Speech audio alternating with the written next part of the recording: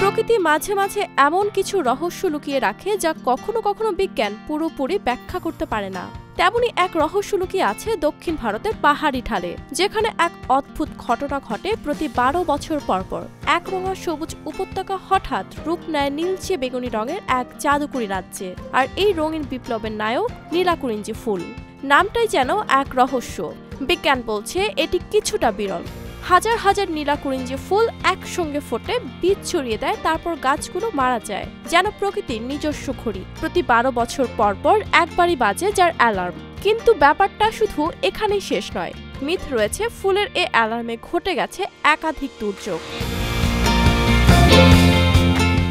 ইতিহাস বলে যখনই এই ফুল ফুটেছে প্রকৃতিতে ঘটেছে বড় কোনো না কোনো পরিবর্তন। 2018 সালে ভারতের কেরালায় শতাব্দীর ভয়াবহতম বন্যা হয়েছিল কিছুদিন আগেই, যেখানে ফুটেছিল নীলাকুরিঞ্জি।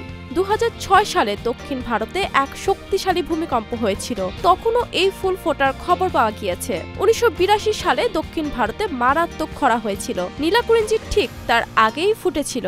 1948 সালে যখন ভারতের রাজনৈতিক দৃশ্যে বড় পরিবর্তন এসেছিল, তখনও এই ফুল ফুটেছিল। এতবার একসঙ্গে ঘটনার পুনরাবৃত্তি কি কেবলই কাকতালীয়, নাকি সত্যি প্রকৃতির কোনো গোপন সংকেত?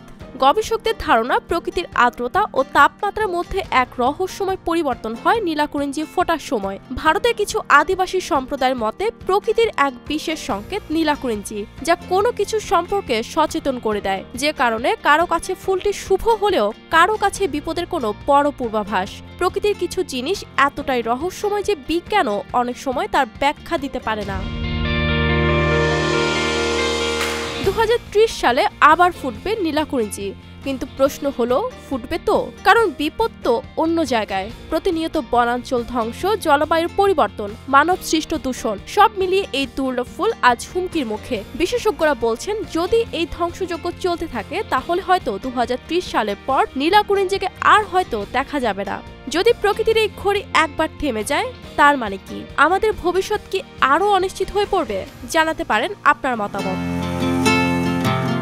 লামিয়া তানজিন মাহমুদ, RTV।